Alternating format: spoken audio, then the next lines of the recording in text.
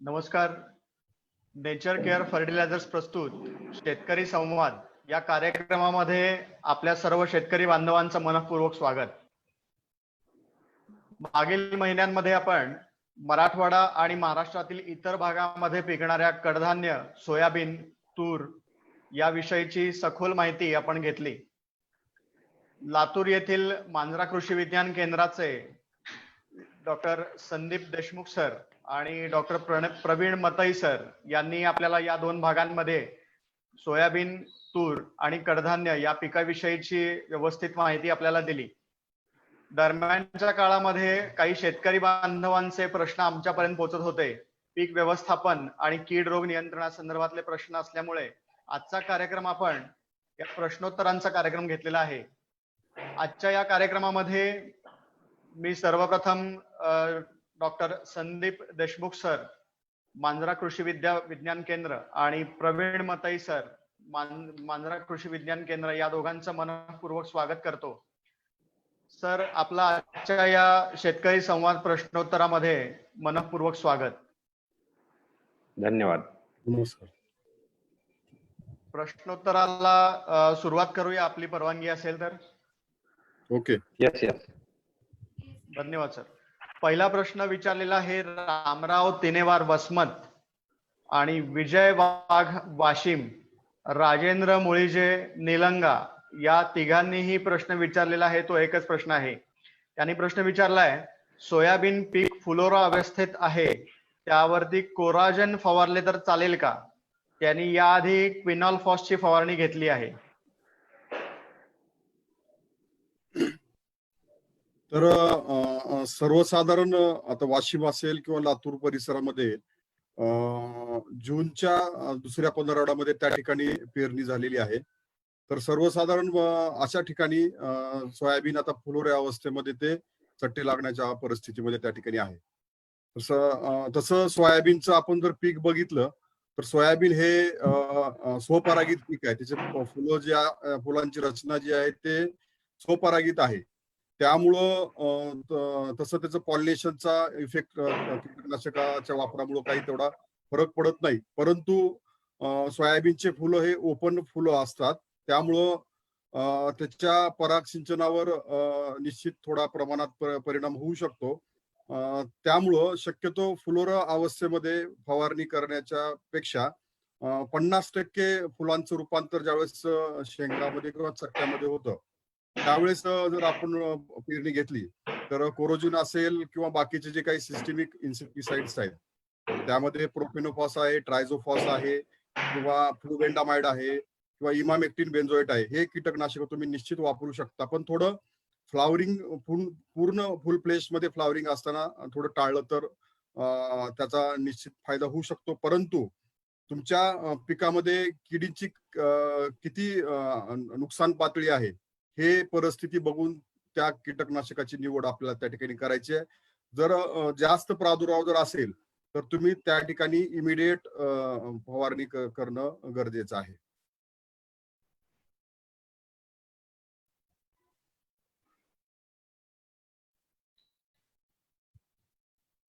धन्यवाद सर.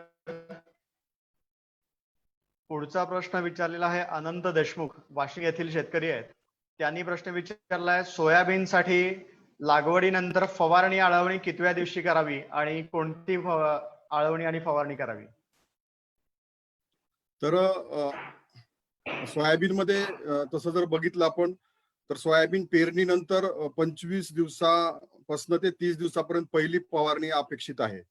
कारण सोयाबीन मध्ये पहिल्या महिन्यामध्ये किंवा पेरणी केल्यानंतर 25 ते 30 दिवसामध्ये त्या ठिकाणी खोडमाशी आणि चक्रीपा ह्या दोन किडींचा प्रादुर्भाव त्या ठिकाणी व्हायला सुरू होतो.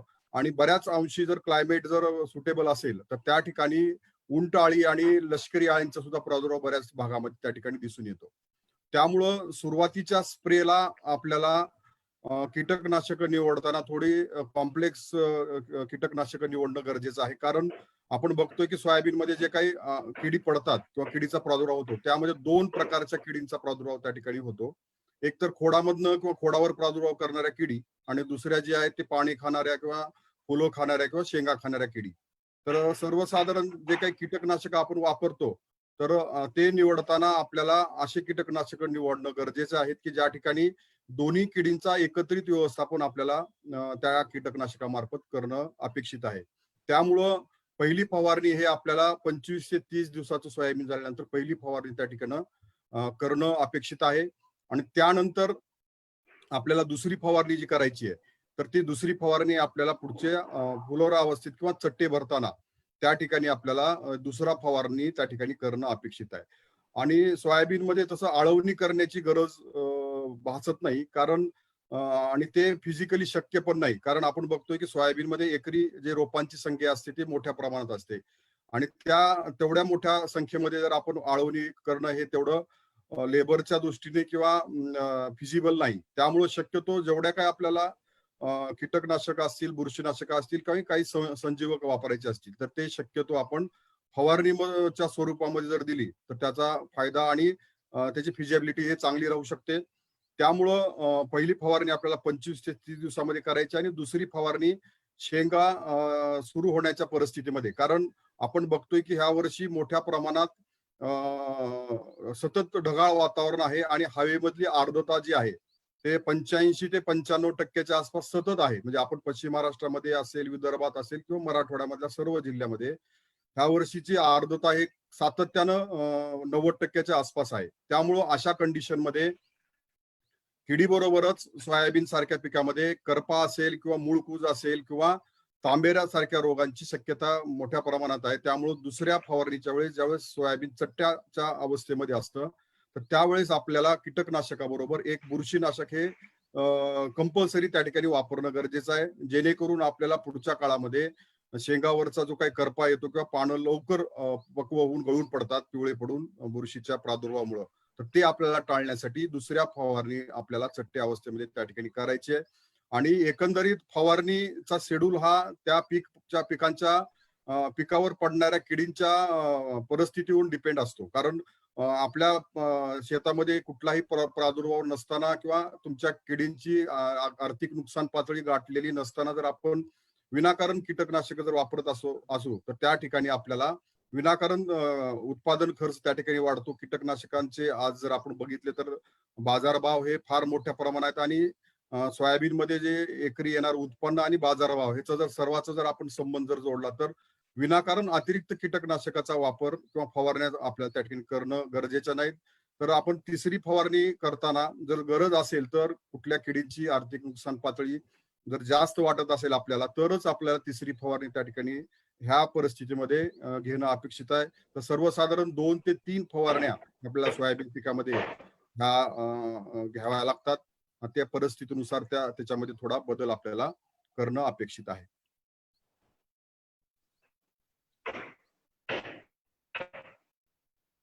धन्यवाद सर.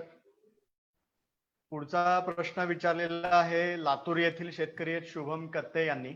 प्रवीण मताई सर, आपल्यासाठी हा प्रश्न आहे. त्यांनी विचारलेलं आहे, सेंद्रिय पद्धतीनं कडधान्य पिकांचं नियोजन कसं करता येते? तर एक महत्वाचा सुरुवातीला आपल्याला मुद्दा लक्षात, सेंद्रिय पद्धतीने आपल्याला कडधान्यामध्ये मूग असेल, उडीद असेल, तूर असेल, या पिकांचं ज्यावेळेस नियोजन करायचं आहे, तर सुरुवातीला आपल्याला सेंद्रिय करत असताना जमीन व्यवस्थापनापासून आपल्याला त्याचा विचार करावा लागेल. जमीन व्यवस्थापन करत असताना आपल्याला असलेल्या जमिनीमध्ये असलेल्या सेंद्रिय कर्बाचं प्रमाण आणि त्यामध्ये असलेलं शेणखत याची सांगड घालून सुरुवातीला आपल्याला जमीन ही सुपीक करून शेणखताचा वापर करून आपल्याला ती जमीन सुपीक करावं लागेल. त्यामध्ये रासायनिक खत आपल्याला न वापरता जेवढं आपण रासायनिक खत वापरून आपण आपल्या जमिनीचं सेंद्रिय कर्ब वाढवणार आहे, तेवढंच सेंद्रिय कर्ब आपल्याला शेणखतामधून वापरायचा आहे. जो डोस आपण रासायनिक शेतीमध्ये कडधान्यामध्ये वापरतो, ज्यामध्ये मूग असेल, उडीद असेल, तूर असेल, या पिकांना 25 किलो नत्र, 50 किलो स्फुरद आणि 0 पालाश अशा पद्धतीमध्ये रासायनिक खताची मात्रा लागते. पण ती खताची मात्रा आपल्याला त्या सेंद्रिय खतामधून आपल्याला पूर्ण करायचं आहे. त्यामध्ये शेणखत असेल किंवा कंपोस्ट खत असेल किंवा हिरवळीचे खत असतील, ह्या माध्यमातून आपल्याला जमिनीमध्ये आपल्याला अगोदर त्याचा सेंद्रिय खताचा पुरवठा करून आपल्याला त्याच्या अन्नद्रव्याची पूर्तता करायची आहे. पहिला मुद्दा. दुसरा, ज्यावेळेस आपण पेरणी केली, पेरणीनंतर आपल्याला सेंद्रिय वापर करायचा आहे, त्यावेळेस आपल्याला त्यामध्ये फवारणी करत असताना जे आपण कीटकनाशक वापरतो त्या कीटकनाशकाऐवजी आपल्याला जैविक कीटकनाशक, ज्यामध्ये निंबोळी अर्क असेल, पहिल्या स्टेजमध्ये मूग असेल, उडीद असेल किंवा तूर पीक असेल, ज्यावेळेस आपल्याकडे पाने खाणाऱ्या अळ्या असतील किंवा ज्या अळ्यांचा प्रादुर्भाव होतो त्या अळ्यांच्या नियंत्रणासाठी आपल्याला निंबोळी अर्काची 5% निंबोळी अर्काची आपल्याला फवारणी करणं गरजेचं आहे. 5% निंबोळी अर्क आपण घरच्या घरी सुद्धा बनवू शकतो. घरच्या घरी बनवलेला असेल ती निंबोळी अर्क, किंवा बाजारामधून आपल्याला आणायचं असेल तर आझाडी रेक्टिन नावाचं 10,000 ppm जे निंबोळी अर्क आहे त्याची आपण त्यामध्ये फवारणी करू शकतो. आणि त्यानंतर ज्यामध्ये दुसरे पर्याय, ज्यासाठी पिकामध्ये फुलोरा अवस्था असेल किंवा फळधारणा अवस्था असेल, अशा पद्धतीमध्ये आपल्याला ज्यावेळेस फुलोरा आणि फळधारणा वाढीसाठी त्यामध्ये जीवामृत असेल किंवा पंचगव्य असेल, अशा पद्धतीची जी जैविक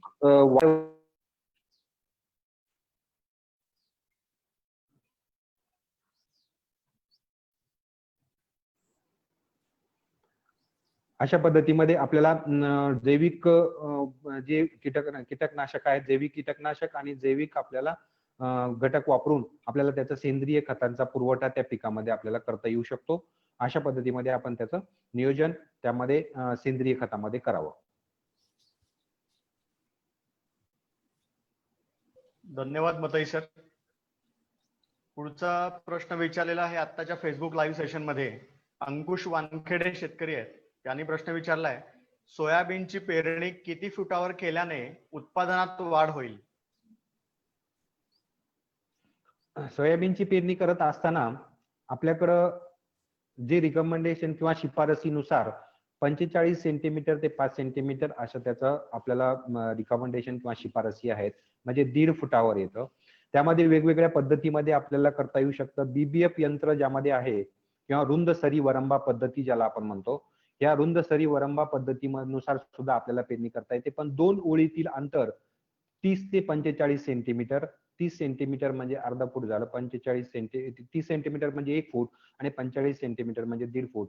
अशा पद्धतीने आपल्याला 30 सेंटीमीटरचं अंतर ठेवलं तर आपल्याला 2 रोपातील अंतर 5 ते 10 सेंटीमीटर आपल्याला असलं पाहिजे.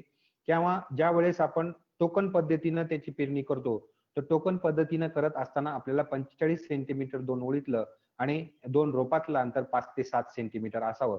अशा पद्धतीनं आपल्याला करता येऊ शकतं.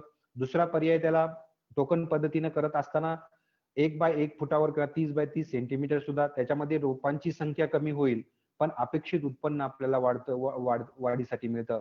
त्यामध्ये रुंद सरी वरंबा पद्धतीनं आपल्याला करत असताना 45 सेंटीमीटर मध्ये 2 ओळीतलं अंतर असलं आणि 5 ते 7 सेंटीमीटर मध्ये आपण त्यामध्ये बदल करू शकतो. 2 झाडांच्या मधलं जे अंतर आहे, 2 झाडांच्या मधलं आपण त्यामध्ये 5 सेंटीमीटर असेल, 7 सेंटीमीटर असेल, 9 सेंटीमीटर असेल, इथपर्यंत जाऊ शकतो. त्यामध्ये झाडांची संख्या जर बऱ्याच ठिकाणी काय होतं की ज्यावेळेस आपण पेरणी करत असतो त्यावेळेस बैल चलित यंत्राने असेल किंवा ट्रॅक्टरनं पेरणी करत असताना 2 ओळीतलं अंतर आपल्याकडे बऱ्याचशा प्रमाणामध्ये खूप मेंटेन केलं जातं. पण 2 रोपातलं अंतर बऱ्याच वेळेस स्टँडर्ड प्रमाणे येत नाही किंवा 5 सेंटीमीटरच्या ऐवजी 3 सेंटीमीटर, 2.5 सेंटीमीटर या प्रमाणामध्ये बियाणं जास्त पडतं. एकरी बियाणं आपल्याला 24 ते 25 किलो प्रति एकरी आपण रिकमेंडेशन शिफारसीत वाणाच्या असताना 30 किलो 32 किलो पर्यंत आपलं बियाणं त्या एकरी पडलं तर झाडांची संख्या वाढते आणि झाडांची संख्या वाढल्यामुळे त्याची वाढ चांगल्या पद्धतीमध्ये होत नाही.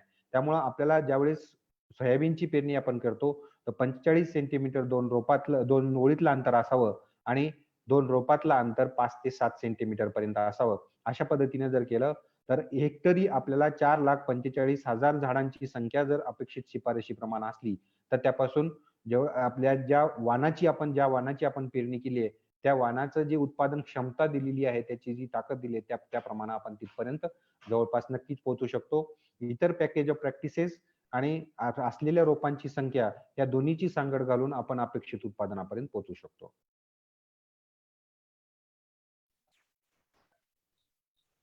धन्यवाद सर. पुढचा प्रश्न विचारलेला आहे भूषण जोशी, बेळगाव येथील शेतकरी आहेत. देशमुख सरांसाठी प्रश्न आहे, सोयाबीनवरील येलो मोझॅक व्हायरस याच्या नियंत्रणासाठी काय करावे? तर सोयाबीन मध्ये येलोवेन मोझॅक हा जो तुमचा व्हायरस किंवा विषाणूजन्य रोग जो आहे तो बऱ्याच वाहनामध्ये आपल्याकडे मागच्या काही वर्षापासून मोठ्या प्रमाणात आढळून येतोय. शक्यतो जे वाहन 100 ते 110, 120 दिवसाचे वाहन जे आहेत, जास्त कालावधीचे वाहन जे आहेत आणि ज्या वाहनामधच्या पानाची जो काही आकार आहे किंवा पातळ पानं ज्या व्हरायटीमध्ये आहेत, त्या व्हरायटीमध्ये हा रोगांचा प्रादुर्भाव मोठ्या प्रमाणात आपल्याला सोयाबीनमध्ये दिसून येतो आहे. तर सर्वसाधारण हा रोग जो आहे तो आपल्याकडं सोयाबीनमध्ये बियाण्यातनं तो तुमच्या प्लॉटमध्ये दिसायला सुरू होतो. पण बियातनं किंवा बिया बियातनं ट्रान्सफर होणारा हा रोग आहे आणि सर्वसाधारण कुठंतरी एका 2 पॅचेसमध्ये सुरुवातीला दिसायला सुरू होतो आणि हा रोग जो आहे ह्याचा जो व्हेक्टर आहे किंवा हा किडीद्वारे एका झाडातनं दुसऱ्या झाडात त्या ठिकाणी त्याचा प्रसार होत असतो. तर आपल्याकडे जी काही पांढरी माशी येते सोयाबीनमध्ये, पांढरी माशी असेल किंवा मावा असेल, ह्या रस शोषणाऱ्या किडींचा प्रादुर्भाव त्या ठिकाणी सुरू झाला, की ह्या रोगाचा प्रसार झपाट्याने त्या ठिकाणी पहिला सुरू होतो. त्यामुळं सुरुवातीपासूनच आपल्याला बीज प्रक्रियापासूनच त्याचं व्यवस्थापन त्या ठिकाणी करणं गरजेचं आहे आणि सर्वसाधारण फुलोऱ्या अवस्थेमध्ये किंवा सोयाबीनमध्ये दाणे भरण्याच्या अवस्थेमध्ये हा रोगांची इंटेन्सिटी जास्त प्रमाणात दिसायला सुरू होते. तर सुरुवातीच्या टप्प्यामध्ये जर कमी प्रमाणामध्ये जर ह्याचा प्रादुर्भाव दिसत असेल, तर त्या ठिकाणी असे प्रादुर्भावग्रस्त जे काही झाडं आहेत, सुरुवातीला पानं हिरवट पिवळट पानं त्या ठिकाणी सहज दिसायला सुरू होतात आणि हळूहळू ते चट्टे मोठ्या प्रमाणे तुमच्या त्या पानावर वाढत जातात आणि नंतर पूर्ण वरचे शेंडे हे पिवळे पडतात. तर अशी झाडं तुम्हाला सहज लक्षात येऊ शकतात आणि कमी प्रमाणामध्ये जर असतील तर तुम्ही अशी झाडं इमिडिएट त्या ठिकाणी काढून टाकणं गरजेचं आहे. त्याचबरोबर आपल्याला ज्या फवारणीमध्ये रस शोषणाऱ्या कीटकनाशकाची शिफारस केलेली, कारण आपण बघतोय की मागच्या काही वर्षापासून हा रोग वाढत आहे. त्याच्यामुळं आपल्याकडं विद्यापीठ असेल किंवा राष्ट्रीय सोयाबीन संशोधन केंद्र आहे, यांनी सुद्धा त्यांच्या शिफारसीमध्ये ह्या रस शोषणाऱ्या किडीच्या व्यवस्थापनासाठीचे औषधं किंवा कीटकनाशक शिफारस केलेली आहेत. त्यामध्ये आता म्हणजे शेतकऱ्यांना कन्फ्युजन असं होतं की आम्ही प्रत्येक किडीसाठी वेगळे औषधं फवारायची का?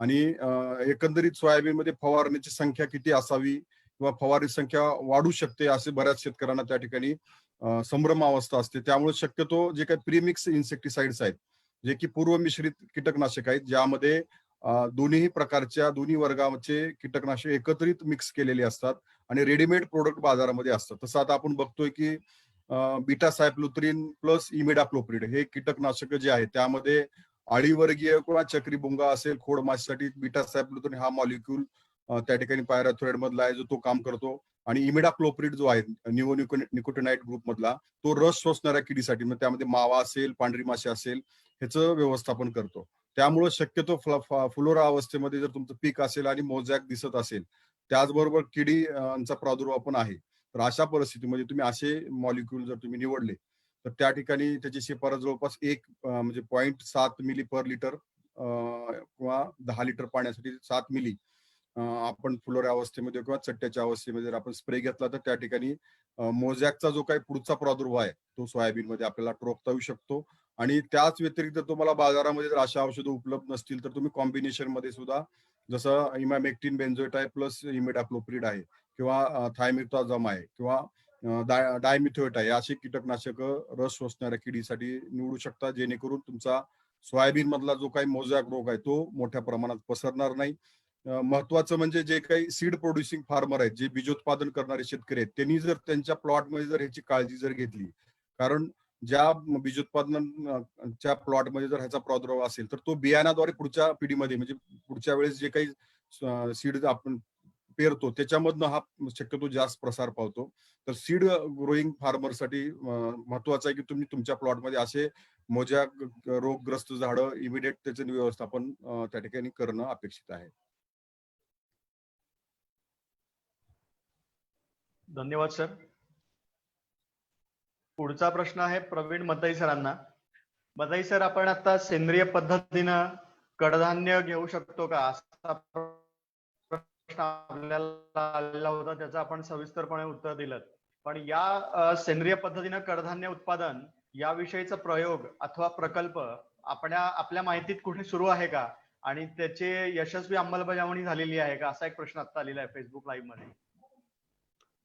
तर सेंद्रियच्या याच्या संदर्भामध्ये आपल्याकडे जो ऑर्गॅनिक फार्मिंगचा कन्सेप्ट सुरू झालेला आहे, त्यामध्ये प्रत्येक गावामध्ये कृषी विभाग असेल किंवा आत्मा विभाग असेल यांच्या माध्यमातून जे गट स्थापन झालेले आहेत, महिला बचत गट असतील किंवा पुरुष गट असतील, ह्या गटांच्या माध्यमातून एक सेंद्रिय शेतीचा प्रकल्प बऱ्याच ठिकाणी प्रत्येक गावामध्ये त्या गावामध्ये गटामार्फत करण्यात येत आहे किंवा आत्मा किंवा कृषी विभाग ह्या दोन्ही डिपार्टमेंटकडे त्याचा सेंद्रिय पद्धतीनं किंवा त्या विभागातला कृषी विद्यापीठ असेल, त्या विद्यापीठामध्ये सुद्धा ऑर्गॅनिक फार्मिंग असा शेतीचा एक प्रकल्प बऱ्याच ठिकाणी सुरू झालेला आहे. त्यामध्ये गटाच्या माध्यमातून करत असताना त्या गटांसाठी सेंद्रिय शेती करण्याचं जे नियोजन करण्यात येत आहे, ते महिला बचत गट असेल त्यामध्ये कडधान्य प्रमाणात करत असताना त्या महिला बचत गटासाठी मूग असेल, उडीद असेल किंवा तूर असेल, अशा पद्धतीचं बियाणं ते महिला बचत गट एकत्रितपणे त्याची पेरणी करत आहेत आणि त्या पेरणी करून त्याच बचत गटामधून निंबोळी अर्काची तयारी करणं असेल किंवा जीवामृत असेल, पंचगव्य असेल, अशा पद्धतीचे जे जैविक कीटकनाशक आणि जैविक फवारणीचे घटक आहेत, ही घटक त्या बचत गटामार्फत तयार करण्यात येत आहेत आणि त्या माध्यमातून कडधान्यामध्ये मूग असेल, उडीद असेल, तूर असेल, अशा पिकांचं उत्पादन करण्यात येत आहे आणि उत्पादन करून त्याच बचत गटात मार्फत बाजारामध्ये त्याची विक्री सुद्धा करण्यात येत आहे, की सेंद्रिय पद्धतीची जी कडधान्य आहेत, त्या कडधान्यामध्ये कशा पद्धतीने त्याची विक्री करता येतील किंवा त्या बचत गटामार्फत इतर इतर जे ग्राहक आहेत, हे ग्राहक त्या सेंद्रिय बचत गटांना संपर्क करून त्यांच्यापासून सेंद्रिय कडधान्य खरेदी सुद्धा करत आहेत. अशा पद्धतीमध्ये आपल्याला ज्या गावामध्ये आहे, त्या गावामध्ये आत्मा किंवा कृषी विभाग, त्या तालुक्याच्या कृषी विभाग किंवा आत्माला आपण भेट जर दिली आणि त्यांच्याकडून सेंद्रिय प्रकल्पाची माहिती करून त्या सेंद्रिय प्रकल्पामध्ये आपला गट किंवा बचत गट अशा पद्धतीने स्थापन करून एक 20 ते 25 शेतकरी असतील, तर त्या पद्धतीमध्ये आपल्याला त्या सेंद्रिय पद्धतीचा वापर करून शेतामध्ये जवळपास 4 ते 5 वर्ष जर आपण सेंद्रिय पद्धतीचा वापर केला आणि त्याचं जर नोंदणी आपण कृषी विभागाला केली, तर आपल्याला त्याचं एक सेंद्रिय शेतीचं प्रमाणपत्र सुद्धा आपल्याला त्यामध्ये मिळेल आणि त्यानुसार आपण त्याचा आपल्या शेतामध्ये उत्पादन झालेल्या कडधान्य पिकाचे असेल किंवा भाजीपाला पिकाची असेल, याची आपण विक्री सेंद्रिय म्हणून आपण विक्री करू शकता. अशा पद्धतीमध्ये आपण त्या तालुक्या कृषी अधिकारी किंवा कृषी विभाग असेल किंवा आत्मा विभाग यांच्याकडे चौकशी करून आपण त्याची पुढचं नियोजन करू शकता. धन्यवाद मत्ताई सर. सेंद्रिय पद्धतीच्या उत्पादनासाठी कडधान्याचे विविध प्रयोग शासनामार्फत सुरू आहेत. आत्मा असेल, अन्य काही शासकीय योजना असतील, यांच्या मार्फत उत्पादक ते ग्राहक ही जी चळवळ आहे सेंद्रिय कडधान्यांसाठीची, त्याची आपण माहिती खूप छान दिलीत आणि निश्चितच ह्या माहिती आपल्या माहितीहून प्रेरित होऊन बहुतांश शेतकरी येणाऱ्या काळामध्ये सेंद्रिय उत्पादनाकडे वळतील आणि त्याचा फायदा शेतकऱ्यांबरोबरच ग्राहकांना विषमुक्त अन्न मिळण्याकडे होईल, याची आम्हाला खात्री आहे. पुढचा प्रश्न विचारला हर्षवर्धन मरकट, इंदापूर येथील शेतकरी आहेत. देशमुख सरांना प्रश्न आहे हा, तूर पिकामध्ये तण वाढले आहे, त्यासाठी कोणते तणनाशक वापरावे?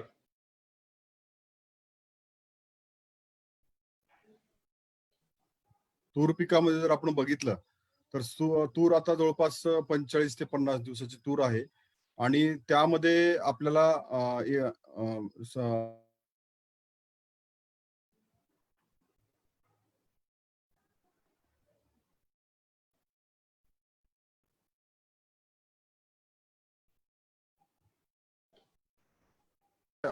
जे काही ब्रॉड लीफ साठीचं जे काही तणनाशक आहेत ते आपण तुमच्या 2 महिन्याच्या तुरीमध्ये सुद्धा त्या ठिकाणी आपण फवारणी करू शकता.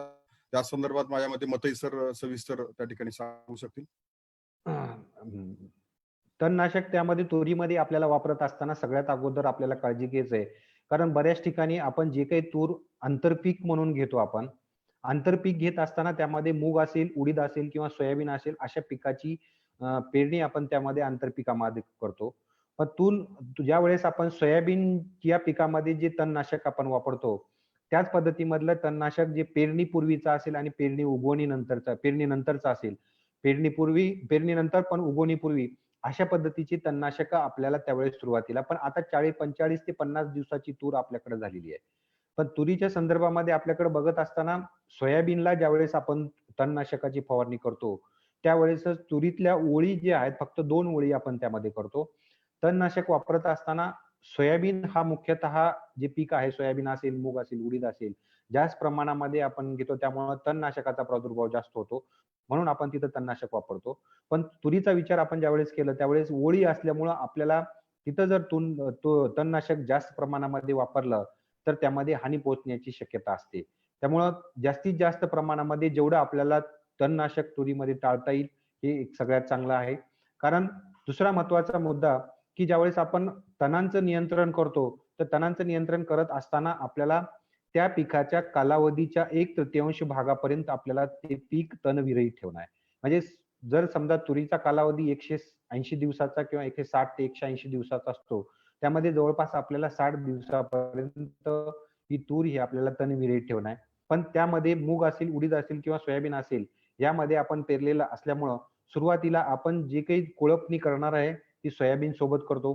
तणनाशक सोयाबीन सोबत मारतो. त्यामुळे बऱ्यापैकी तणांचा प्रादुर्भाव कमी होतो आणि एका एकरमध्ये तुरीच्या ओळी ज्या आहेत, त्या ओळीमधलं तण काढण्यासाठी आपल्याला जेवढा तणनाशकाचा खर्च येणार आहे, तेवढाच खर्च आपल्याला मजुरातर्फे येतो. त्यामुळे 1 ते 2 जरी मजूर असले, तरी आपण त्याचं व्यवस्थापन करू शकतो. कारण तुरीमध्ये ज्यावेळेस आपण 45 ते 50 दिवसापर्यंत तणविरहित जी शेत ठेवणार आहे, त्यामध्ये त्याचा प्रादुर्भाव त्याच्या वाढीसाठी तो खूप महत्त्वाचा आहे. कारण ज्यावेळेस आपण तणनाशक वापरलं, तर बघितलं जातं की 8 ते 10 दिवसापर्यंत कमीत कमी तणनाशकाचा प्रादुर्भाव राहतो. त्यामुळे वाढीच्या अवस्थेमध्ये जी तूर असते त्यावेळेस आपल्याला त्याचा प्रॉब्लेम होतो. त्यासाठी आपल्याला जे पेरणीनंतरची जी आपण ज्यामध्ये वापरतो त्यामध्ये बेसलीन असेल किंवा पेंडिमिथालिन असेल अशा घटक असलेले जे तणनाशक आहेत, ते आपल्याला इमॅजिथायपर जे सोयाबीनमध्ये आहे ते तणनाशक आपण वापरू शकतो. जे सोयाबीन सोबतच आपण त्याला वापरतो, पण तरी सुद्धा आपल्याला त्याचा वापर जर जेवढा टाळता आला, कारण तूर हे पीक पूर्ण क्षेत्रावर आपण पूर्ण एकरवर घेत नाही, त्याच्यामध्ये अंतर ठेवून घेतो. त्यामुळे तिथलं जर तण आपल्याला मजुरातर्फे किंवा कोळपणीद्वारे काढता आलं तर सगळ्यात चांगलं आहे. तशा पद्धतीनं 45 ते 50 दिवसापर्यंत जर आपण तूर तणविरहित जर ठेवली, तर आपल्याला पुढचा जो ओलाव्याचा कालावधी आहे, कारण पहिलं पीक जे आंतरपीक आहे, मूग असेल, उडीद असेल किंवा सोयाबीन असेल, हे आंतरपीक जवळपास मूग उडीद असेल तर 60 ते 70 दिवसापर्यंत तुरीमधून निघून जातं. त्यानंतर सोयाबीन असेल ते 90 ते 95 दिवसामध्ये 100 दिवसामध्ये आपल्याकडे निघतं. ज्यावेळेस हा मूग उडीद आणि सोयाबीन असेल, हे ज्यावेळेस आपण काढल्यानंतर तणनाशक मधल्या पट्ट्यामध्ये आपण वापरलं तरी हरकत नाही. पण तुरीच्या ओळीमध्ये शक्यतो तुरीच्या ओळीचा जवळपास 2 फुटाचा अंतर जे आहे ते आपण जर तणविरहित कोळपणीद्वारे किंवा खुरपणीद्वारे जर करून घेतलं, तर आपल्याला त्याचं व्यवस्थित वाढीसाठी उपयोग करून घेता येईल. त्यामध्ये दुसरा महत्त्वाचा मुद्दा तुरीच्या विषयामध्ये पाणी व्यवस्थापन आपल्याला करत असताना तणनाशकासोबतच ज्यावेळेस 45 ते 50 दिवसापर्यंत आपण ठेवतो, तर सुरुवातीच्या काळामध्ये जो जमिनीमध्ये ओलावा आपल्याकडे असतो, तो ओलावा आपल्याकडं आंतरपीक असेपर्यंत आपल्या जमिनीमध्ये असला पाहिजे. पण बऱ्याच वेळेस काय होतं पावसाचा खंड पडतो आणि 60 दिवसांनंतर ज्यावेळेस आपलं पीक मधलं आंतरपीक निघालं असेल, तर आपण आता यावर्षी जर तसं आपण बघितलं तर बऱ्याच ठिकाणी महाराष्ट्रातील पूर्ण भागामध्ये पावसाचं प्रमाण खूप चांगल्या पद्धतीमध्ये आहे. जमिनीमध्ये ओलावा चांगल्या पद्धतीमध्ये आहे. पण इथून पुढे जर समजा काही दिवसाचा पाण्याचा कालावधी पावसाचा खंड जर पडत असेल, तर आपल्याला ज्यावेळेस आंतरपीक काढलं, त्यानंतर आपल्याला कोळपणी करावंच लागते. कारण ज्यावेळेस आपण कोळपणी करतो, त्यावेळेस त्या जमिनीमधलं हवेचं प्रमाण हे जास्त प्रमाणामध्ये खेळतं असल्यामुळं तुरीच्या पिकाची वाढ जोमदार होते. आंतरपीक आपण काढल्यानंतर परत एकदा आपण त्याला कोळपणी केली 60 दिवसापर्यंत, तर कोळपणी करून त्यामधलं अंतर जर आपण हवा खेळती ठेवण्यासाठी जर मदत केलं, तर त्यामध्ये तुरीची सुद्धा वाढ होते. जमिनीमधला ओलावा टिकून राहतो आणि जर समजा पावसाचा खंड पडलेला असेल, तर आंतरपीक निघाल्यानंतर आपल्याला लगेचच तूर पिकामध्ये संरक्षित पाणी देणं गरजेचं आहे. कारण जर आंतरपीक आपण काढलं आणि फुलोरा अवस्थापर्यंत जर समजा पावसाचा खंड पडला, तर त्यामध्ये अगोदर न पडलेला पाऊस आणि त्यामध्ये पिकाला पडलेला ताण, तूर पिकाला पडलेला ताण यामुळं ज्यावेळेस फुल अवस्था किंवा फुलोरा अवस्था असेल, ताण पडल्यानंतर आपण फुलोरा अवस्थामध्ये जर लगेच पाणी दिलं, तर त्यामध्ये फुलगळ किंवा पातेगळ होण्याची शक्यता असते. त्यामुळे ह्याच्यामध्ये तुरीमध्ये सुद्धा आपल्याला कोळपणी, खुरपणी आणि सोबतच आपल्याला पाणी व्यवस्थापनाचं सुद्धा नियोजन आपल्याला त्यामध्ये करणं गरजेचं आहे. तर अशा पद्धतीने तणनाशकाचा खूप मोठा प्रॉब्लेम असेल, तरच त्याचा आपल्याला वापर करायचा गरजेचा आहे. तर तण जास्त प्रमाणामध्ये नसेल, खुरपणीद्वारे किंवा कोळपणीद्वारे काढता येत असेल तर त्या पद्धतीनं आपल्याला त्याचं नियोजन करायचं आहे. आणि जास्त प्रमाणामध्ये जर तण असेल तर आपल्याला आंतरपीक निघाल्यानंतर आपण त्याला नांगरणीद्वारे असेल किंवा याच्याद्वारे आपण त्याला कमी करू शकतो. अशा पद्धतीचं नियोजन आपल्याला करता येईल. धन्यवाद मताई सर.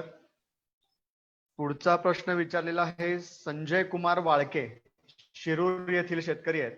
त्यांचा प्रश्न आहे, त्यांनी घेतलेला मुगाचं उत्पादन जे आहे त्यामधील मूग पिवळा पडतोय, व्हायरस असावा की काय, आणि जर असेल तर त्याच्यासाठी कोणती उपाययोजना करावी, असा प्रश्न विचारलाय.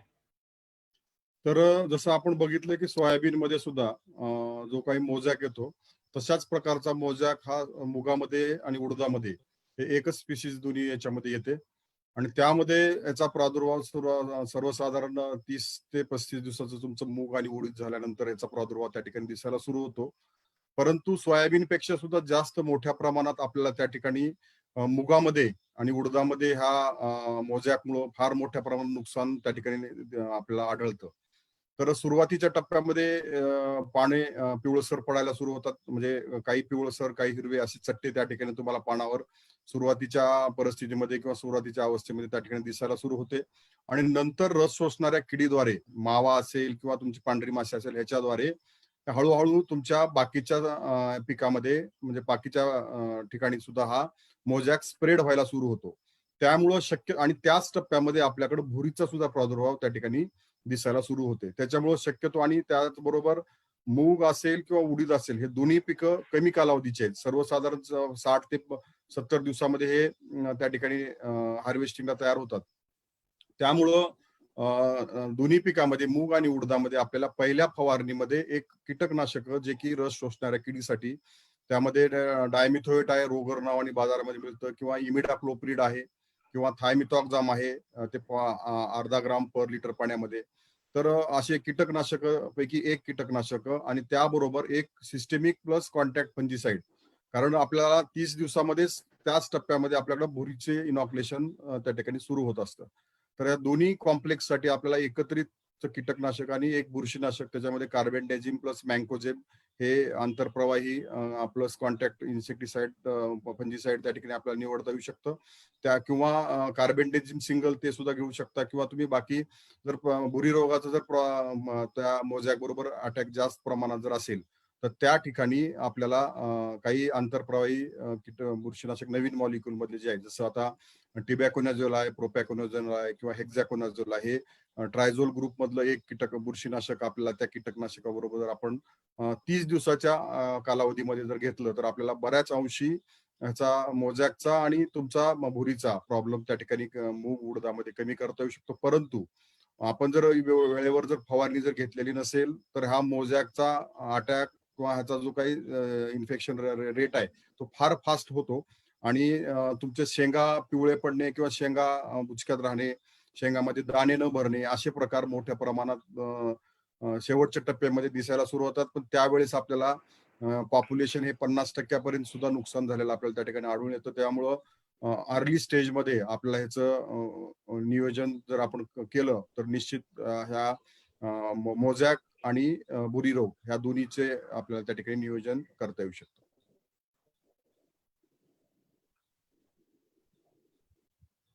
धन्यवाद सर. पुढचा प्रश्न विचारलेला आहे ओमकार सांगावकर, पन्हाळा येथील शेतकरी आहेत. त्यांनी विचारलंय, रब्बी हंगामात मूग व उडदाचे व्यवस्थापन कसे करावे आणि त्यावर रोग येऊ नये यासाठी आधीपासूनच कोणते उपाययोजना करावी? रब्बी हंगामामध्ये मूग आणि उडीद ही जी पिकं आपण बघतो तर ही पिकं आपल्याला तशा पद्धतीमध्ये शिफारशीत आहेत खरीप हंगामासाठी. रब्बी हंगामामध्ये कुठलाही मूग आपल्याला किंवा उडीद आपल्याला शिफारशीमध्ये कुठल्याही विद्यापीठाकडून नाही. मूग उडीद असेल तर आपल्याला त्यामध्ये उन्हाळी मूग असेल, उन्हाळ्यामध्ये आपण ते घेऊ शकतो. रब्बी हंगाम म्हणजे त्याचा कालावधी जो आहे तो पेरणी करत असताना आपण जानेवारी ते फेब्रुवारीच्या काळामध्ये आपण त्याला उन्हाळी मुगाला आपण करू शकतो. पण रब्बी हंगामामध्ये ज्यावेळेस आपण मुगाचं पेरणी केली त्यावेळेस त्याचा जो टेम्परेचर किंवा तापमानाचा परिणाम आपण बघतो त्यामध्ये नोव्हेंबर डिसेंबर मध्ये जो त्याकडे तापमान कमी असतं, थंडीचं वातावरण असतं, त्या थंडीच्या वातावरणामध्ये मूग आणि उडदासाठी आपल्याला ते पेरणीमध्ये शिफारस नाहीये. पण तेच कालावधी जर समजा जानेवारीच्या नंतर आपण झालं तर उन्हाळी मूग आपण त्याला घेऊ शकतो. मग त्यावेळेस पेरणीचा कालावधी जर कमी जास्ती प्रमाणामध्ये झाला तर या दरवर्षी आपण बघतो की शिफारसीत असताना खरीप हंगामामध्ये सुद्धा मूग आणि उडीद ही काय ही आपल्याला 15 जून ते 15 जुलै या वेळेस आपल्याला पेरणी करायची शिफारस आहे. पण त्यानंतर सुद्धा आपण बघतो जर 15 जुलैच्या किंवा 20 जुलैच्या नंतर जर आपण पेरणी केली तर त्यामध्ये अपेक्षित उत्पादन आपल्याला खरीप हंगामामध्ये सुद्धा मिळत नाही. त्यामुळं त्याचा कालावधी लेट झाला आणि तापमान जो पिकासाठी अपेक्षित आहे हे तापमान जर त्या पिकासाठी जर सुटेबल वातावरण जर मिळालं नाही तर त्यामध्ये फुलं लागण्याची शक्यता होते आणि फुलापासून फळाचं रूपांतर होणे सुद्धा होतं. त्यामुळे अपेक्षित उत्पादन होत नाही. तर जर आपल्याला घ्यायचं असेल तर रब्बी हंगामाऐवजी आपल्याला उन्हाळी भुईमूग असेल तर उन्हाळी मूग जर असेल मूग आणि उडीद हे आपल्याला जानेवारीच्या शेवटच्या आठवड्यामध्ये किंवा फेब्रुवारीच्या पहिल्या आठवड्यामध्ये आपण त्याची पेरणी करू शकता. त्यापासून आपल्याला त्याचं नियोजन करत असताना पेरणी ही अपेक्षित ओलाव्यावर असावी. ज्यावेळेस आपल्याकडं हिवाळी सीझन किंवा हंगाम संपतो त्यानंतर पेरणी करत असताना आपल्याकडे संरक्षित पाणी असलं पाहिजे याचं नियोजन असलं पाहिजे. त्यामध्ये जर अपेक्षित ओलावा हरभरा किंवा हे काढल्यानंतर आपण जे रबीचं पीक घेतलेलं आहे ते ज्यावेळेस आपल्याकडे काढणी झाली त्यानंतर जर अपेक्षित ओलावा त्या जमिनीमध्ये असेल तर पेरणी करायची नसेल तर आपल्याला त्याचं सुरक्षित पाणी अगोदर सुरुवातीला जमिनीमध्ये पाणी देऊन त्याची पेरणी करायचं आहे. त्यानंतर आपल्याला ज्या वेळेस अवस्था असेल 60 ते 70 दिवसाचा पीक मुगाच्या उन्हाळी मूग असेल त्यावेळेस आपल्याला संरक्षित पाणी हे 8 ते 10 दिवसानंतर पहिली अवस्था ज्यावेळेस फाटे फुटण्याची अवस्था किंवा फुटे फुटण्याची अवस्था असेल त्यावेळेस फुलोर अवस्था असेल आणि शेंगात दाणे भरण्याची अवस्था अशा 3 अवस्थामध्ये आपल्याला संरक्षित पाणी 8 ते 10 दिवसाच्या फरकानं द्यायचं आहे. त्यानुसार ज्यावेळेस उन्हाळी मूग आपण घेतलो त्यामध्ये आपल्याला खतांचं व्यवस्थापन करत असताना 25 किलो नत्र 50 किलो स्फुरद आणि पालाश 0 पालाश अशा पद्धतीमध्ये आपल्याला खताचा डोस आपल्याला त्यामध्ये द्यायचा आहे.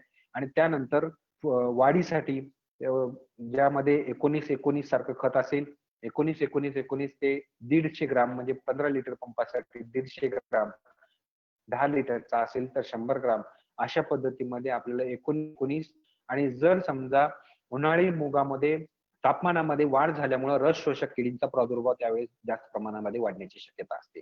त्यावेळेस आपल्याला जर रस शोषक किडींचा प्रादुर्भाव जर आपल्याला दिसेल तर आताच संदीप देशमुख सरांनी सांगितल्याप्रमाणे आपल्याला डायमिथोएट असेल किंवा थायमिथोक्झाम असेल अशा पद्धतीची आपल्याला फवारणी करणं गरजेचं आहे. त्या फवारणीसोबत कीटकनाशकासोबत वाढीसाठी 19-19 खत किंवा 12-61-0 असेल अशा प्रकारची खतं आपल्याला फुटवे फुटण्यासाठी आणि त्याचा अपेक्षित वाढ होण्यासाठी करायचं आहे. त्यानंतर फुलोरा अवस्था आणि फळधारणा अवस्था असेल त्यावेळेस आपल्याला फळधारणा आणि फुलोऱ्यासाठी पोटॅशची जास्त प्रमाणामध्ये गरज असते. त्यावेळेस आपल्याला 05234 किंवा 0050 अशा प्रकारची खतं आपल्याला त्यावेळेस फवारणी करून त्यापासून अपेक्षित उत्पादन आपल्याला घेता येऊ शकतं.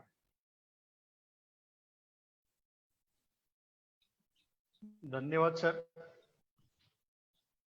पुढचा प्रश्न विचारलेला आहे विठ्ठल आणि शेतकरी आहेत औंढ्या नागनाथ येथील.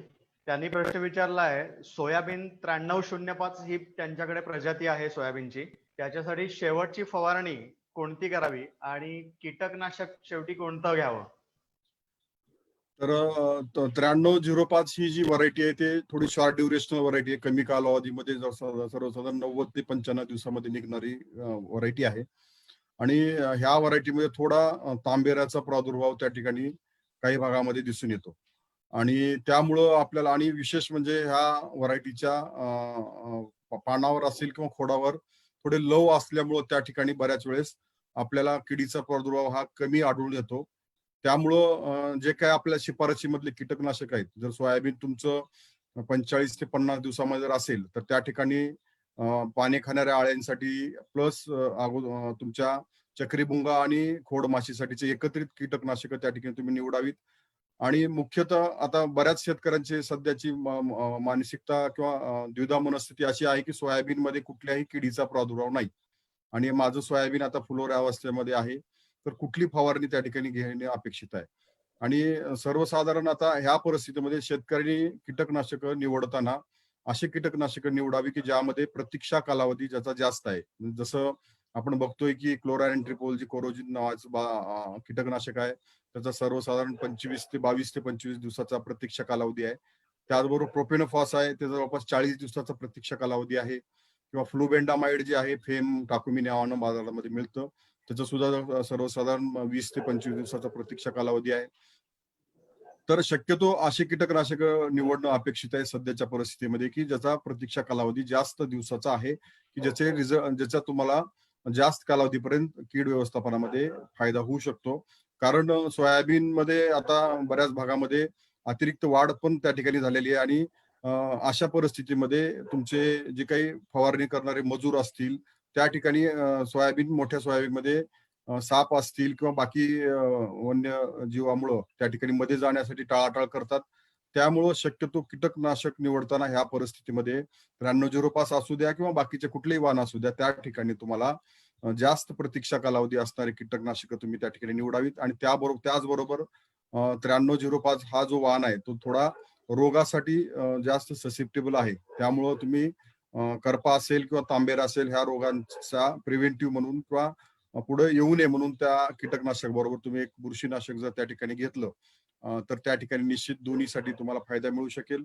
आणखी बरेच शेतकरी फवारणी करताना एकरी पाण्याचं प्रमाण फार कमी वापरताना दिसत आहेत.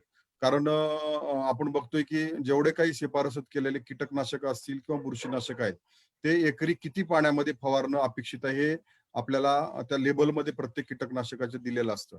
तर सर्वसाधारण ॲव्हरेज जर आपण बघितलं तर एकरी 200 लिटर पाणी हे ॲव्हरेजली तुमच्या एका एकरामध्ये फवारणीमध्ये गेलं पाहिजे. तरच तुमच्या ह्या बुरशीनाशकाचा आणि कीटकनाशकाचा प्रभावी वापर त्या ठिकाणी करता येऊ शकतो. त्यामुळं शेतकऱ्यांनी फवारणी करताना ही एक गोष्ट त्या ठिकाणी लक्षात घ्यायची की एकरी आपण पाण्याचं प्रमाण किती वापरतोय. कारण बरेच शेतकरी मजुरावर डिपेंड असतात. एकरी पर तासामधलं त्यांचं टार्गेट कंप्लीट करण्याच्या हिशोबाने ते लवकर स्प्रे करतात आणि त्यामुळं एकरी पाण्याचं प्रमाण कमी पडतं आणि त्यामुळं औषधं फवारून सुद्धा बऱ्याच वेळेस कॅनोपीमध्ये औषधाचं व्यवस्थित वापर होत नाही आणि त्यामुळं औषधाचे रिझल्ट मिळत नाहीत आणि बरेच महागडे औषध आहेत. तुमच्या प्रोडक्शन कॉस्टमध्ये कीटकनाशकांचा फार मोठा वाटा आहे म्हणजे खर्च वाढवण्यामध्ये. त्यामुळं जेवढे काही औषधं आपण वापरतो त्याचा चांगला इफेक्टिव्ह यूज करण्यासाठी तुम्हाला अशा छोट्या छोट्या गोष्टी सुद्धा त्या ठिकाणी लक्षात घेणं गरजेचं आहे. त्यामुळं तुम्ही हे एकरी पाण्याचं प्रमाण सुद्धा फवारताना लक्षात घ्या.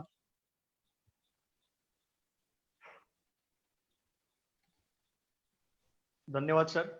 आपण जो आता उत्तर दिलं, सोयाबीन पीक फुलोरा अवस्थेत असताना देखील कोणती फवारणी केली पाहिजे, याच आशयाचा प्रश्न मनोज पाटील या शेतकऱ्यांनी विचारला होता. त्याचंही उत्तर आता आपल्याला मिळालंच. पुढचा प्रश्न विचारलेला आहे तन्मय सोमण साताऱ्यातून. त्यांनी विचारलंय, सोयाबीन पिकावर नायट्रोजनचे प्रमाण जास्त झाले आहे, काय करू शकतो? तर सगळ्यात महत्वाचं, यावर्षी आपल्याकडं बघत असताना बऱ्याच ठिकाणी चांगल्या पद्धतीमध्ये पिकाची वाढ अतिशय उत्तमरित्या झालेली आहे. पाऊसमान बऱ्याच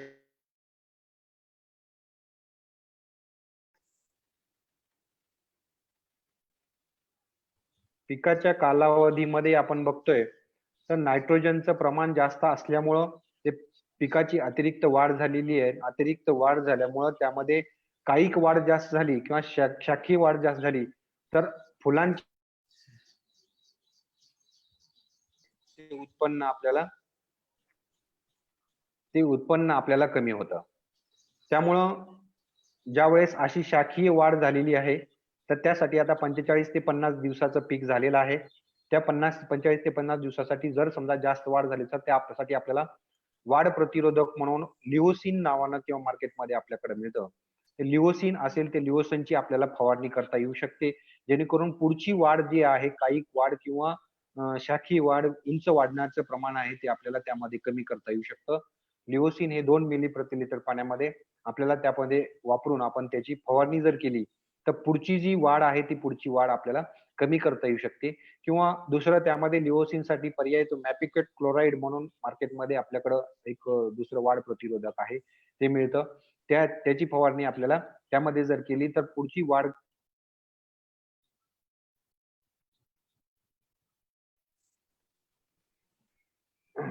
त्यासोबतच हीच संकल्पना जी आहे ती बऱ्याच ठिकाणी तुरीच्या बाबतीमध्ये सुद्धा आहे. की एक हा विषय वाढ प्रतिरोधकाचा का आहे त्यामुळं तुरी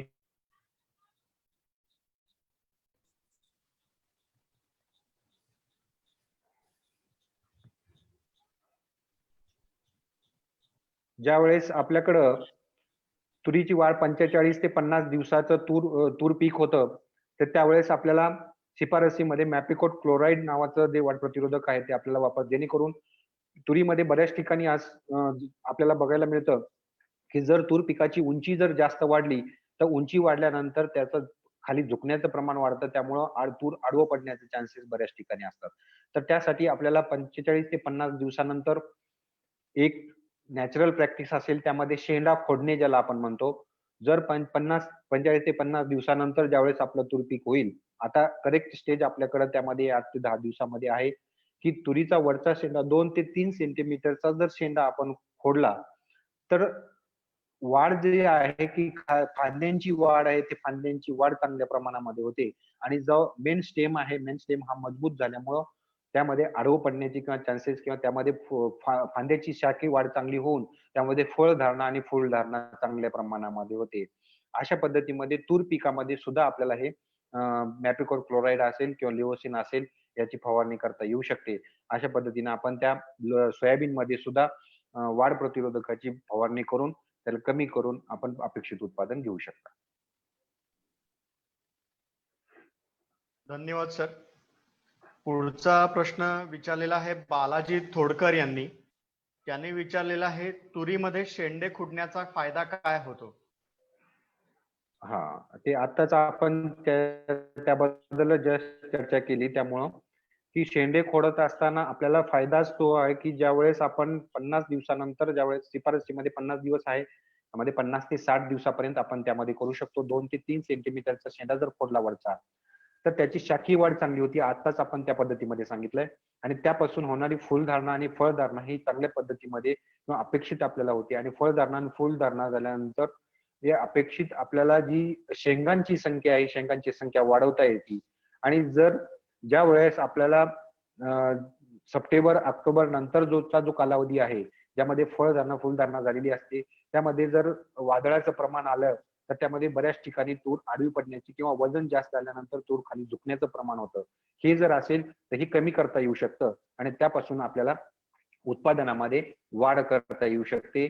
शेंडा खोडण्याची प्रॅक्टिस करत असताना त्यामध्ये ही नॅचरल प्रॅक्टिस बऱ्याच ठिकाणी मजुरांचा सुद्धा सगळ्यांना प्रॉब्लेम असतो, की मजूर तेवढ्या शेंडा खोडण्यासाठी मजूर उपलब्ध नसतील, तर त्याला दुसरा पर्याय आपण हा आता सांगितला, की मॅपिकोट क्लोराईड किंवा लिओसिन या दोन्हीपैकी एक जे वाढ प्रतिरोधक आहे, हे सुद्धा याची सुद्धा आपण फवारणी 50 ते 60 दिवसाच्या दरम्यान करता येऊ शकते.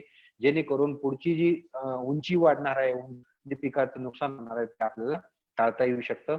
अशा पद्धतीनं त्याचे आपण नियोजन करावं.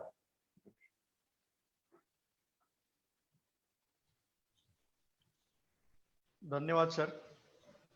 पुढचा प्रश्न विचारलेला आहे श्रीराम सराफ उस्मानाबाद येथून. त्यांनी विचारलंय सोयाबीन पीक फवारणी करताना कीटकनाशके व संप्रेरके मिसळून द्यावीत का? आणि मिसळून दिलेली चालत असतील तर किती दिवसाच्या अंतराने फवारणी करावी? तर आपण जर बघतोय तर जेवढ्या काही शिफारस केलेली कीटकनाशक असतील किंवा बुरशीनाशक असतील किंवा काही विद्राव्य खतं ह्यांची एकत्रित शिफारस कुठल्याही विद्यापीठाद्वारे त्या ठिकाणी केलेली नाही.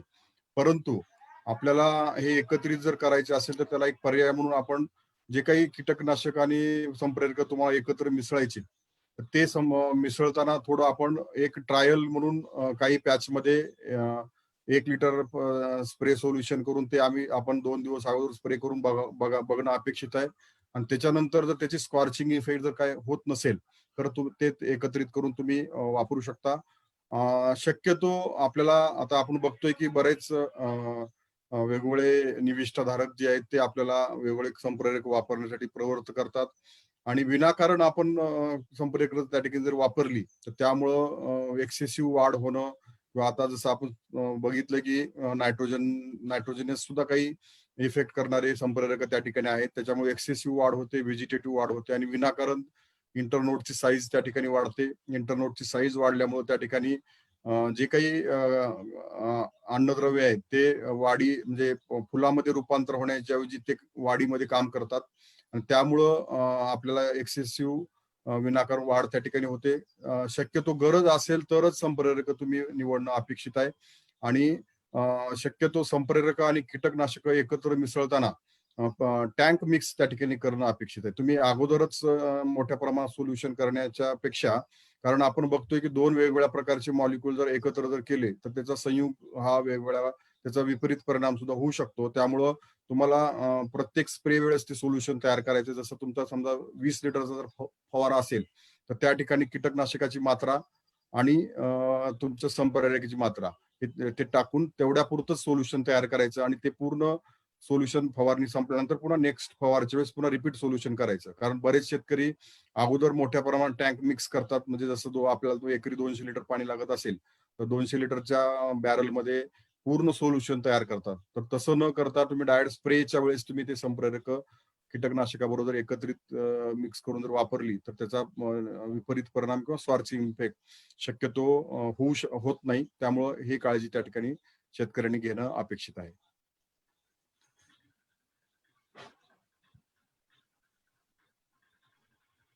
धन्यवाद सर. भरपूर प्रश्नांचा ओघ आजही भरपूर आहे. फेसबुक आणि व्हॉट्सअप या दोन्हीच्या माध्यमातून आपल्याला सोयाबीन, तूर आणि कडधान्य पिकांच्या संदर्भातले प्रश्न भरपूर येत आहेत. शक्य आहे वेळेच्या मर्यादेमुळे ज्या प्रश्न आपल्याला घेता येईल त्या प्रश्नांची उत्तरे आपण आजच्या फेसबुक सेशन मध्ये देत आहोत. जे प्रश्न राहतील त्या प्रश्नांची सर्व उत्तरं माननीय श्री संदीप देशमुख सर आणि प्रवीण मताई सर हे आपल्याला व्हॉट्सअपच्या माध्यमातून आमच्या कस्टमर केअर नंबर मार्फत आपल्यापर्यंत आपल्या प्रश्नांची उत्तरं पोहोचवतीलच. सर, पुढचा प्रश्न आहे रोहित राहुल यांचा आहे. त्यांनी प्रश्न विचारलाय, सोयाबीन अथवा इतर जी पिकं आहेत ती फुलोरा अवस्थेत असताना मधमाशीला त्रास होणार नाही अशी कोणती कीटकनाशक असतील तर सुचवा. म्हणजे ज्याला आपण ग्रीन मॉलिक्यूल म्हणतो, ज्याचा पर्यावरणावरती परिणाम होणार नाही, अशा काही फवारणीसाठीच्या औषधांची आपण नावं सुचवावीत असं त्यांनी विचारलेलं आहे. निश्चित, कारण आपण बघतोय की जरी सोयाबीन सारखं पीक हे स्वपरागी जरी असलं तर त्यामध्ये कुठल्याही पॉलिनेटरचा तेवढा मोठा रोल ह्या सीड प्रोडक्शन किंवा तुमच्या बियाण्या दाणे भरण्यामध्ये नसला तरी सुद्धा तुमच्या एकंदरीत जे काही पॉलिनेटर्स आहेत त्याच्यामध्ये मधमाशी असेल किंवा बाकी जे काही सूक्ष्म कीटक आहेत त्याच्यासाठी आपल्याला थोडे सेफर मॉलिक्यूल त्या ठिकाणी निश्चित वापरणं गरजेचं आहे. तर आपण बघतोय की सध्या मार्केटमध्ये जे काही अवेलेबल असणारे कीटकनाशक आहेत ते आता नवीन न्यू जनरेशन मधले जे कीटकनाशक आहेत ते बरेच सेफर मॉलिक्यूल त्या ठिकाणी आहेत. परंतु तरी सुद्धा तुमचं सोयाबीन फ्लॉवरिंग स्टेज मध्ये असल्यानंतर जे काही मधमाशांची व्हिजिट जी असते तुमच्या प्लॉटमध्ये ते त्याची फ्रिक्वेन्सी वाढत असते. कुठल्याही पिकामध्ये फ्लॉवरिंग स्टेजमध्ये हे मधमाशांची व्हिजिट त्या ठिकाणी वाढते आणि आपण जे काही फवारणी करतो ते त्या मॉलिक्यूलचा जरी सेफर असली तरी त्याचा इफेक्ट त्या तुमच्या मधमाशावर त्या ठिकाणी होतो. जसं आता आपण बघतोय की बरेच नवीन मॉलिक्यूल आपण आता बघतोय की मागच्या मे मध्ये नोटिफिकेशन नवीन आपल्या केंद्रीय कीटकनाशक बोर्डाचं त्या ठिकाणी आलंय की त्याच्यामध्ये नवीन जवळपास 15 ते 16 प्रकारचे मॉलिक्यूल्स त्या ठिकाणी बॅन केलेले आहेत. तर त्याच्यामध्ये सुद्धा त्यांची शिफारस अशी आहे की बरेच कीटकनाशक हे मधमाशांच्या वाढीसाठी किंवा त्यांच्या आरोग्यासाठी धोकादायक आहे, त्याच्यामुळे ते बंद करत आहेत. तरी सुद्धा त्याच्यामध्ये आपल्याला काही नवीन मॉलिक्यूल जे सेफर मॉलिक्यूल आहेत तर ते आपल्या त्याच्यामध्ये इमामेक्टिन बेन्झोएट जो आहे तो सुद्धा सेफर मॉलिक्यूल त्या ठिकाणी आहे. त्याचबरोबर क्लोरॅनिट्रिपोल जो मॉलिक्यूल आहे तो सुद्धा त्या ठिकाणी सेफर आहे. जे काही सिंथेटिक पायरेथोइड ग्रुप मधले जे काही कीटकनाशक आहेत जसं आता तुमचं सायपरमेथ्रिन असेल, प्रोफेनोफॉस असेल किंवा बाकी जे निओनिकोनेटाइड मधले जे आहेत जसं इमिडाक्लोप्रिड आहे तर हे कीटकनाशक थोडं तुमच्या मधमाशासाठी धोकादायक आहेत. तर तुम्ही ते व्यतिरिक्त जे काही आता इमॅमेक्टिन बेन्झोएट असेल किंवा क्लोरॅनिट्रिपोल असेल किंवा फ्लुबेंडामाइड जे असेल हे पार्शियली सेफर आहेत. म्हणजे एकदम तुम्हाला 100% त्यामुळे मधमाशांना धोका पोहोचत नाही असं नाही. त्याच्यामुळे निश्चित थोडा प्रमाणात त्यांच्या मधमाशीसाठी धोका होऊ शकतो. तर शक्यतो मधमाशांचं प्रमाण हे फुलोरा अवस्थेमध्ये जास्त असतं त्यामुळं आपल्या फवारणीचं नियोजन असं आपण करणं अपेक्षित आहे की ज्यावेळेस हे फुलोऱ्या अवस्थेमध्ये असताना कुठलाही फवारणी आपण त्या ठिकाणी करायची नाही. जरी पीक तुमचं सेल्फ पॉलिनेटेड फुलांची त्या ठिकाणी रचना जरी असली तरी नंबर ऑफ विजिट त्या ठिकाणी वाढण्याची शक्यता असते. त्याच्यामुळे सोयाबीन असेल, तूर असेल, मूग असेल, उडीद असेल किंवा जेवढे काही अॅग्रोनॉमिकल पीक आहेत त्यामध्ये आपण फुलोरा अवस्थेमध्ये शक्यतो कीटकनाशकाचा वापर आपल्याला टाळता आला. कारण बरेच कीटकनाशक हे ट्रान्सलॅमिनर आहेत, सिस्टमिक आहेत. त्याचा परिणाम तेवढा मोठ्या प्रमाणात होत नाही. परंतु कॉन्टॅक्ट इन्सेक्टिसाइड पेक्षा परंतु आपण त्या टप्प्यामध्ये जर आपल्याला कीटकनाशक टाळता आलं फुलोरा अवस्थेमध्ये तर ते निश्चित मधमाशांच्या प्रोटेक्शनसाठी फायद्याचं ठरू शकेल. धन्यवाद सर. पुढचा प्रश्न विचारलेला आहे हुसेन शेख यांनी. त्यांचा सोयाबीन लागण करून 47 दिवस झालेले आहेत आणि पहिली फवारणी त्यांनी ट्रायसेल आणि 1261 ची घेतलेली आहे. त्यांच्याकडे फुलांचं प्रमाण 40 ते 50% पर्यंत आहे. तर दुसरी फवारणी कोणत्या औषधांची आणि कधी घ्यावी असं त्यांनी विचारलंय. तर सर्वसाधारण सोयाबीन मध्ये आपण पहिली फवारणी ट्रायसेलची घेतली असल्यामुळे योग्य निवड तुम्ही त्या ठिकाणी केलेली आहे. कारण आपण बघतोय की सोयाबीन मध्ये पहिल्या टप्प्यामध्ये जे काही खोडातनं प्रादुर्भाव करणाऱ्या अळ्यांसाठी आपल्याला या असे मॉलिक्युल्स परसमध्ये आहेत ज्याच्यामध्ये ट्रायझोफॉस जे ट्रायसेल नावानं मार्केटमध्ये आहे ते निवड अगदी योग्य आहे. तो 48 दिवसाचा आज आहे आणि 40 ते 50% तुमचे फुलोरा आहेत. तर तुम्ही थोडं आळ्यांची परिस्थिती जर तुमच्या शेतामध्ये जर निरीक्षण केलं तर त्या ठिकाणी तुम्हाला लक्षात येईल की आपल्या पिकामध्ये सध्या आळ्यांची परिस्थिती काय आहे. तर आताचा हा जो टप्पा आहे म्हणजे ऑगस्टचा पहिला पंधरवडा जो आहे तो हा आता पाने खाणाऱ्या आळींसाठी एकदम क्रिटिकल आहे. म्हणजे सकाळची आर्द्रता जवळपास जर चांगली असेल, लाईट इंटेन्सिटी जर कमी असेल तर अशा परिस्थितीमध्ये आपल्याकडं हेलिओथिस जे की घाटी आहे, लष्करी आळी स्पोडोप्टेरा आणि उंटाळी ह्या 3 किडींचा मोठ्या प्रमाणात आता पॉप्युलेशन वाढायला सुरू होतं. तर त्याची काय परिस्थिती आहे तुम्ही अगोदर बघणं अपेक्षित आहे. जर ते नुकसान पातळीच्या जर कमी असेल तर सर्वसाधारण आपण बघतोय या तिन्ही आळ्यामध्ये एका मीटर रो मध्ये जर 4 ते 5 आळ्यापेक्षा जर कमी आळ्या असतील तर सरळ आपण एका ओळ धरायची आणि त्या ओळीमध्ये 1 मीटर आपण झाडांची संख्या किती आहे त्या झाडावर किती आळ्यांची संख्या आहे. तर सर्वसाधारण 5 आळ्यांच्या पेक्षा जर कमी आळ्या जर असतील 2-3 जर आळ्या असतील तर त्या ठिकाणी तुम्हाला आणखी वेळ त्या ठिकाणी आहे. आणि म्हणजे आर्थिक नुकसान पातळी तुमच्या किडीने गाठलेली नाही असं आपल्याला त्या ठिकाणी समजता येऊ शकतं. परंतु बऱ्याच वेळेस उंटअळीचा संख्या ह्या टप्प्यामध्ये वाढण्याची शक्यता जास्त आहे आणि शक्यतो उंटअळी असेल किंवा घाटी अळी ह्या 2 ज्या आळ्या आहेत किंवा बऱ्याच वेळेस लष्करी अळी सुद्धा फुलोऱ्या अवस्थेमध्ये तुमचे जे काही स्त्री केशर आणि पुंकेशर असतात त्या पुंकेशरवर डॅमेज करताना आढळून येते. तुम्ही थोडं बारकाईने जर सकाळच्या वेळेस किंवा संध्याकाळच्या वेळेस जर पिकामध्ये जर बघितलं तर त्या ठिकाणी ह्या आळ्या तुम्हाला प्रादुर्भाव करताना दिसून येतात आणि नेमकं फुलोरा अवस्थेमध्येच तुमचं फुलांचे स्त्री केशर आणि पुंकेशरला जर डॅमेज मिळाला तर तसे फुलं ॲबॉर्ट होतात. त्याच्यामध्ये परागसिंचन होत नाही आणि नॅचरली ते फुलं गळून पडतात आणि त्या ठिकाणी शेंगा लागण्याचं प्रमाण सुद्धा कमी होऊ शकतं. तुम्ही अगोदरचा स्प्रे ट्रायसेलचा घेतला असल्यामुळे त्या ठिकाणी निश्चित तुमच्या त्या प्लॉटमध्ये कुठल्याही बाकी आळ्यांचं प्रमाण निश्चित कमी असेल. जर आळ्यांचं प्रमाण जर जास्त असेल तर तुम्ही त्या ठिकाणी कीटकनाशकाची निवड करावी आणि आळ्यांचं प्रमाण जर कमी असेल तर त्या ठिकाणी तुम्ही फुलांचं रूपांतर चट्ट्यामध्ये होईपर्यंत थोडी जर वेट केलात म्हणजे पुढच्या 8 ते 10 दिवसामध्ये हे फुलांचं रूपांतर चट्ट्यामध्ये व्हायला सुरू होतं आणि त्या टप्प्यामध्ये तुम्ही कीटकनाशक जर निवडली त्याच्यामध्ये इमामेक्टिन बेन्झोएट त्या ठिकाणी निवडू शकता म्हणजे 5 ग्राम प्रति 10 लिटर पाण्यासाठी किंवा क्लोरानेंट्रिपोल जे आहे ते जवळपास 3 मिली प्रति लिटर पाण्यासाठी प्रति 10 लिटर पाण्यासाठी निवडू शकता किंवा फ्लुबेंडामाइड एसी फॉर्म्युलेशनचं जे आहे ते जवळपास ते सुद्धा म्हणजे 4 मिली प्रति 10 लिटर साठी निवडू शकता किंवा फ्लुबेंडामाइड ग्रॅन्युलर फॉर्म्युलेशन मध्ये जे येतं ते मार्केटमध्ये आहे ते जवळपास 6 ग्राम प्रति 10 लिटर पाण्यासाठी निवडू शकता किंवा चक्रीभुंगाचा त्या टप्प्यामध्ये जर थोडा तुम्हाला शक्यता वाटत असेल तर प्रोपेनोफॉस जे आहे ते 2 ते 2.5 मिली प्रति लिटर पाण्यामध्ये निवडू शकता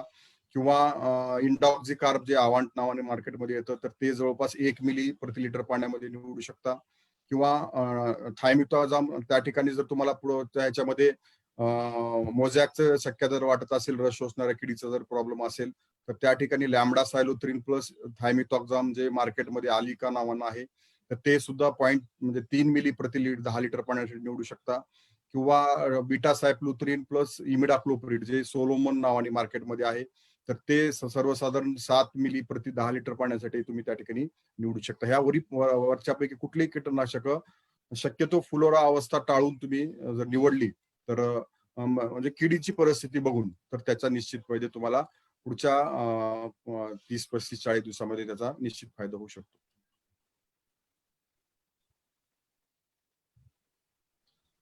धन्यवाद सर.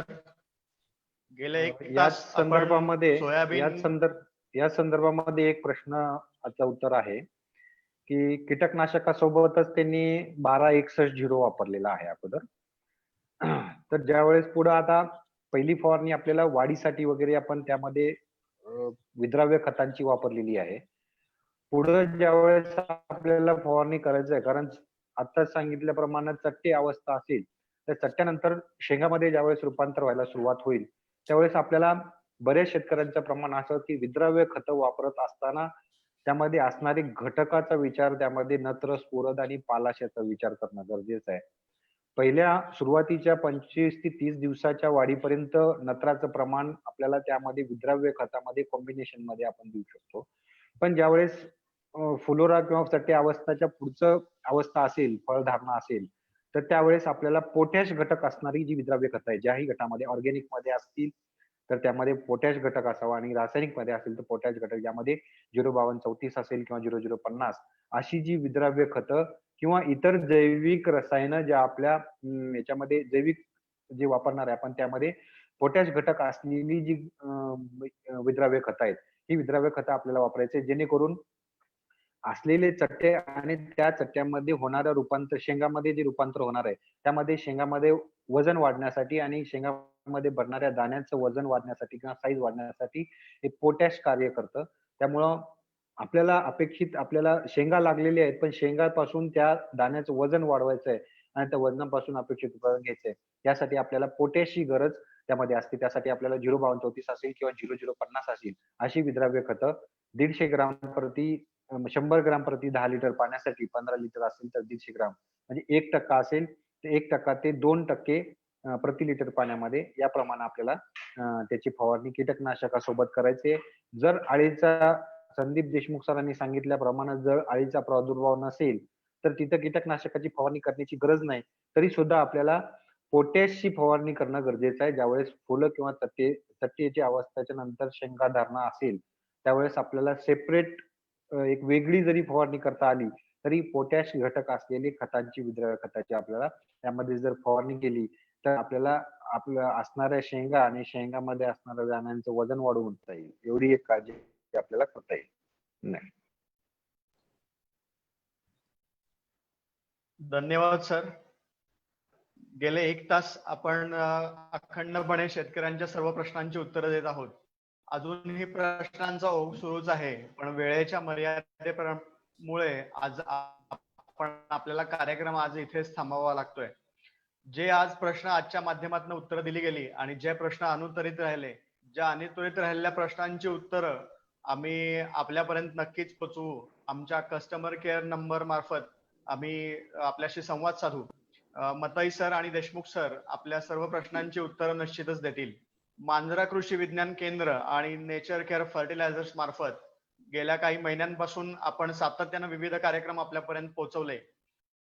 सोयाबीन पीक असेल, तूर पीक असेल, कापूस पीक असेल किंवा BBF तंत्रज्ञानाद्वारे लागण असेल, ओला चाऱ्याचे व्यवस्थापन असेल, अशा विविध विषयांवरती मांजरा कृषी विज्ञान केंद्राच्या सहकार्यानं नेचर केअर फर्टिलायझर्सनं शेतकरी बांधवांपर्यंत वेगवेगळे कार्यक्रम आणि ज्ञानाचे एक योगदान पोहोचवण्याचं काम केलं. नेचर केअर फर्टिलायझर्सच्या वतीनं मी मांजरा कृषी विज्ञान केंद्र आणि doctor Sachin Digrase sir, Deshmukh sir आणि मताई सर आणि त्यांचे सर्व सहकारी यांचे मनःपूर्वक आभार मानतो की आणि यापुढेही नेचर केअरच्या विनंतीला आपण मान द्याल आणि भविष्यातही आपण शेतकऱ्यांसाठीचे विविध कार्यक्रम फेसबुक अथवा युट्यूबच्या माध्यमातून आयोजित करू अशी आपल्याला ग्वाही देतो. अ, येत्या शुक्रवारी दिनांक 7 ऑगस्ट रोजी सकाळी 11 वाजता शेतकरी संवादचा पुढील भाग आपण फेसबुक नेचर केअर फर्टिलायझर्सच्या फेसबुक पेजवर पाहू शकाल. कार्यक्रम आहे महत्वाचा विषय आहे अत्यंत, की जो विषय शेतीमध्ये अत्यंत दुर्लक्षला गेलेला विषय आहे. शेतीचा हिशोब आणि शेतीची दैनंदिनी. शेतीचा हिशोब सर्वसाधारणपणे बहुतांशी शेतकरी केले जात नाहीत. तोंडी आडाखे बांधले जातात आणि त्याद्वारे शेतीचं व्यवस्थापन आणि हिशोब केले जातात. तर शेतीचा हिशोब आणि कृषी दैनंदिनी या विषयावर मार्गदर्शन करण्यासाठी श्री प्रसादराव देशपांडे शेती परिवार कल्याण संस्था आटपाडी येथून आपल्याशी संवाद साधणार आहेत. सर्व शेतकरी बांधवांना विनंती आहे, नेचर केअर फर्टिलायझर्सच्या फेसबुक पेजवरती 7 ऑगस्ट शुक्रवारी सकाळी 11 वाजता शेतीचा हिशोब या कार्यक्रमाचा आपण लाभ घ्यावा. नेचर केअर फर्टिलायझर्स नेहमीच आपल्यासाठी माहितीपूर्ण कार्यक्रमांचं आयोजन करतं आणि यापूर्वीचे सर्व कार्यक्रम आमच्या नेचर केअर फर्टिलायझर्स या फेसबुक पेजवरती आणि नेचर केअर फर्टिलायझर्स या युट्यूब चॅनलवरती आपण पाहू शकाल. आजचा कार्यक्रम इथेच थांबला. संदीप देशमुख सर आपले आणि श्री प्रवीण मताई सर आपल्या दोघांचेही पुन्हा एकदा मनःपूर्वक आभार. आजच्या कार्यक्रमात आपण सहभागी झालात आणि सर्व शेतकऱ्यांच्या प्रश्नांची अत्यंत विस्तृतपणे आपण उत्तर दिलीत. याबद्दल सर्व शेतकरी बांधव आणि नेचर केअर फर्टिलायझर्स तर्फे पुन्हा एक वार आपले मनःपूर्वक आभार. धन्यवाद. धन्यवाद.